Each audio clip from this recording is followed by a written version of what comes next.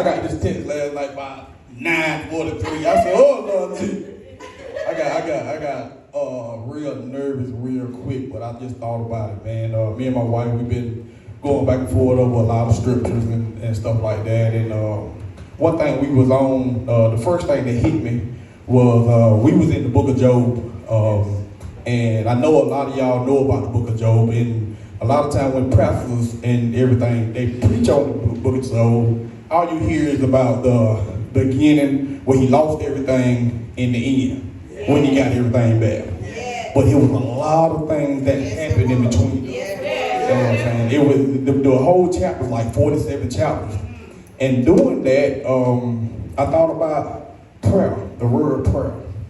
And as Job did at a period of time, a lot of the chapters talked about when Job was having conversation with God. Yes, sir. You know what I'm saying? And so during those conversations with God, he was asking God, where you at?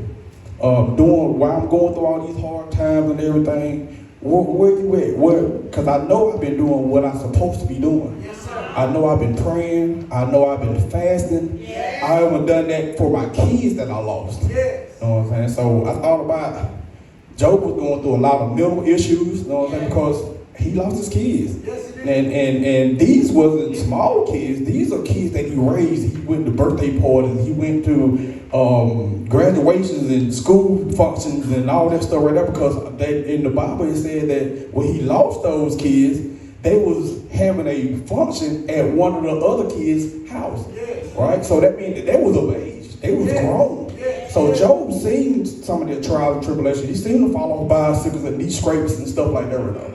So then I thought about the word prayer. Yes.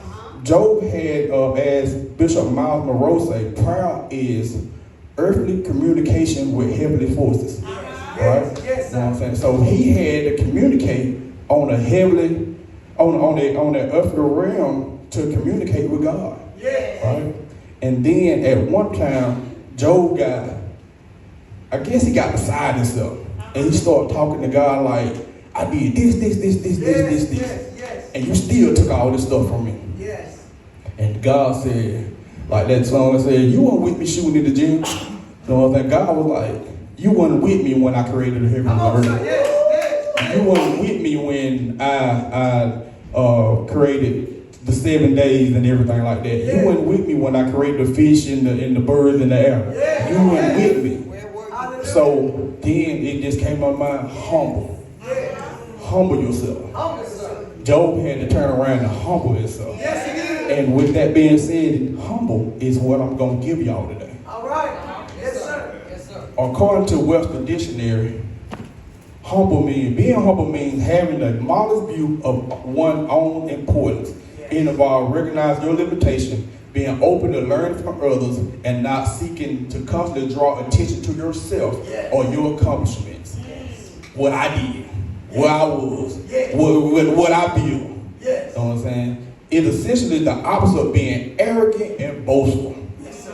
Arrogance and boastful. We don't want to be arrogant and boastful. That's right. We want to not be arrogant and boastful. Right.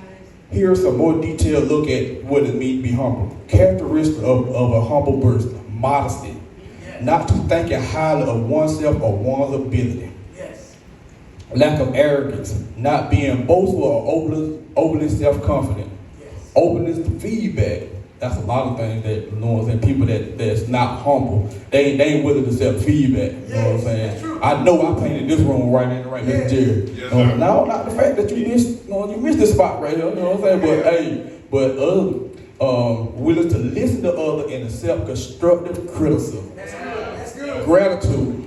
Appreciating what you have and acknowledging the contributions of others. There's always somebody that's going to help you along the way. You know what I'm saying? You ain't nobody done this on their own. Regardless of where you at in life, you had a school teacher to show you something. You had a preacher to pour into you.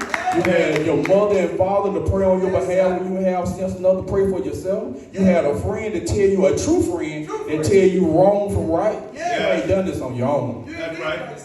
Empathy, understanding and sharing others' feelings. Empathy. That means that, you know what I'm saying, regardless of what you feel about how something went on. You got to look at it from somebody else's point of view. Amen. Whoever you're dealing with, you got to look at it from their point of view, not yours. That's good. Amen. Service, being willing to help others and put their needs above your own. Yes. You know what I'm saying? And that's what a disciple is.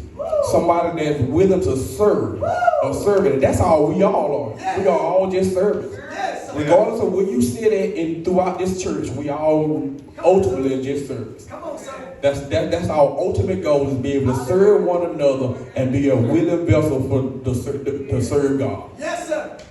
Self-awareness.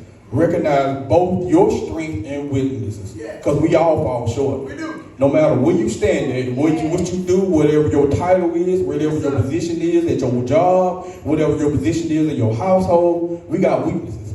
Mothers and fathers, we got weaknesses, because, you know what I'm saying, I know at one time I said parenting don't come with a handbook. My wife pointed out to me, parenting do come with a handbook. You know what I'm saying? So, so we got weaknesses. We got things that we don't know that we need to turn to somebody else that do know more than us. And it's okay to accept help from somebody else.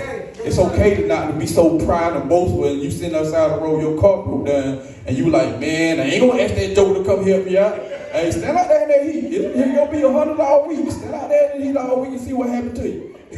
You gonna look like crazy. Hey, I'm gonna call him. Call her, call somebody. Why is humility important? It improves relationships. Humility forces trust and respect in relationship with others. Personal growth. Being humble allows you to open up to learning and growing from your own experience.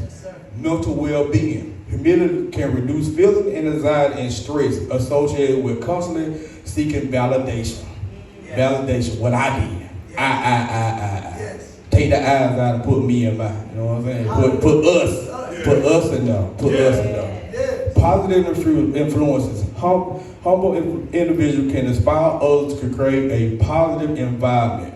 In essence, humility is about recognizing the place in your place in the world and appreciate the contribution of others while also acknowledging your own limitation. With that being said, that's my word of encouragement. Y'all be humble. Be humble. Be humble.